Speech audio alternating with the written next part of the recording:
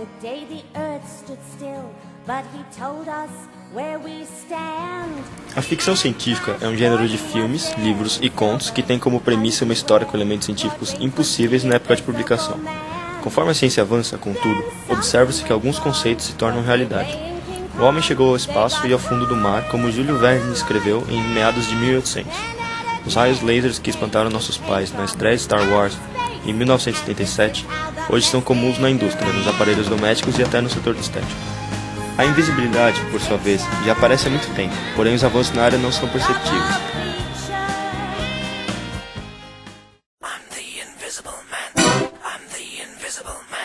Incredible how you can see right through me.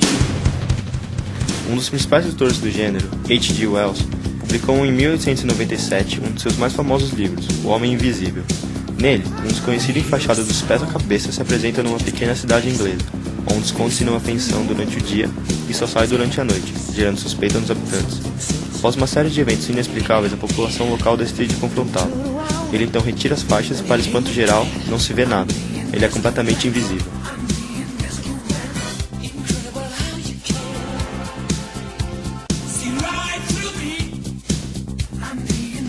Diversas adaptações do livro foram feitas, incluindo um filme de terror e uma série de televisão em que o protagonista se torna um super-herói. Mas em todas elas, o sujeito é um cientista que cria uma fórmula capaz de tornar o que é consumido invisível, acidentalmente a consome e iniciam-se os problemas.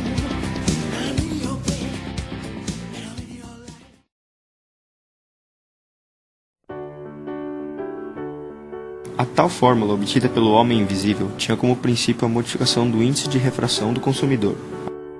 A refração é um fenômeno físico, em que ocorre o desvio do raio de luz quando ele muda de meio. É ela que nos possibilita observar um objeto, interferindo na reflexão.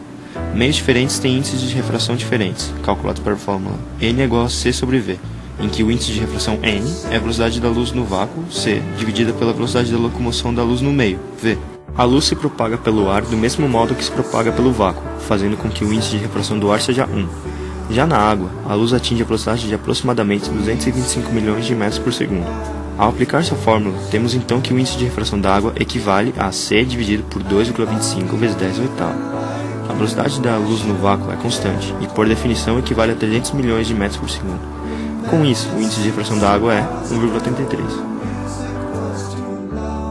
Tal diferença no índice de refração é o que nos possibilita observar, por exemplo, o formato do canudo deformado quando em um copo d'água. A metade submersa se apresenta num ângulo diferente da metade acima da água. Isso ocorre porque o raio de luz muda de ângulo ao mudar de meio. Isso é descrito pela lei de Snell, que associa os índices de refração dos meios aos ângulos de incidência do raio de luz, através da fórmula seno de I vezes N1 é igual a seno de R vezes N2. Seno de I equivale ao seno do ângulo de incidência, enquanto seno de R é o seno do de refração. N1 é o índice de refração do meio de incidência e N2 do meio de refração.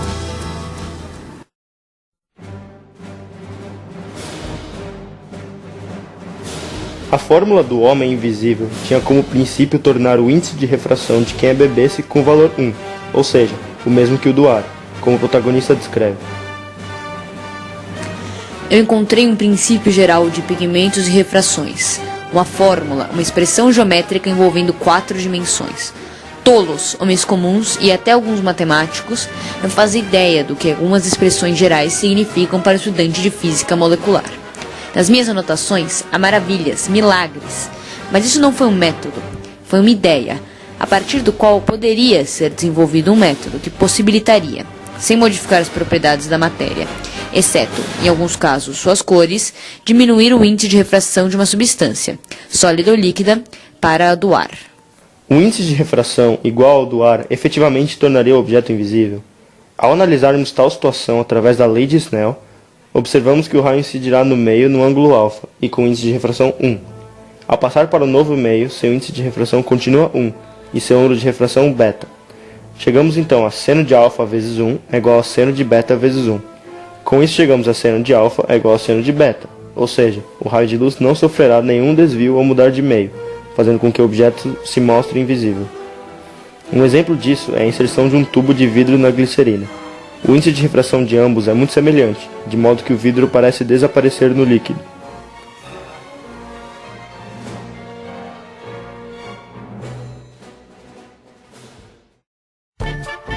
A invisibilidade não faz parte do nosso cotidiano, pelo menos não ainda. Enquanto ainda é impossível tornar os tecidos do nosso corpo invisíveis, cientistas já conseguiram criar algo próximo de uma capa de invisibilidade, uma cobertura que faça os objetos abaixo dela parcialmente invisíveis. A solução encontrada foi a criação de um material com índice de refração negativo. Um meio com tal característica receberia a luz de maneira bastante peculiar. O raio de luz incidido iria em sentido oposto ao que faria caso o índice fosse positivo. Desse modo, a luz seria, após a mudança de meio, refratada de volta, tornando o objeto invisível para o olho humano. Esses materiais ficaram conhecidos como metamateriais, como explica o professor Hurt na sua palestra da Ótica Teológica, a Invisibilidade. O pai de toda essa área, que realizou de longe os trabalhos mais importantes, desde essa época até hoje, é Sir John Pendray. Bom, e o que ele chamou a atenção é o seguinte: num material normal, como eu mostrei naquela imagem anterior, a luz está se propagando num meio formado de átomos ou moléculas cujas dimensões são muito, muito pequenas comparadas com o comprimento de onda.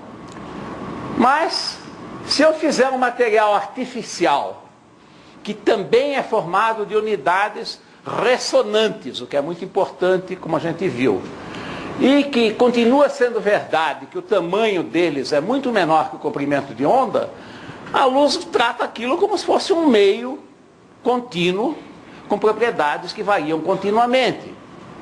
Então, esses metamateriais são formados de átomos ou moléculas artificiais criados de propósito para ter as propriedades que a gente quer.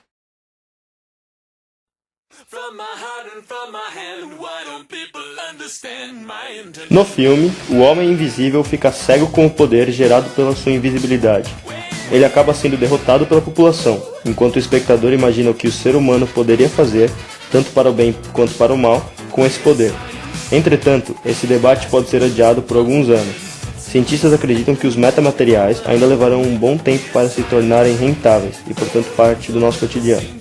Talvez nossos netos tenham uma capa como a de Harry Potter, ou um sabre de luz como os Jedi, ou até se locomovam em naves à base de antimatéria como a Enterprise.